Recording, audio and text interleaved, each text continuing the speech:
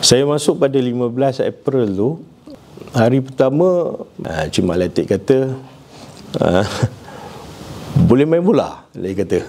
Jadi hari pertama tu saya terus pergi ke Terengganu untuk buat kerja teknikal.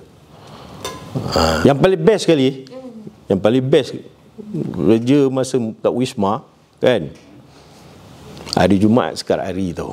Ya, dulu sekat hari kan. Korang pernah rasa tak Jumaat sekat hari? Sabtu hari tu kena kerja. Bila dilaksanakan Sabtu pertama dan ketiga bekerja, dan Sabtu kedua dan keempat tak kerja, lagi best. Lepas Jumaat terus balik.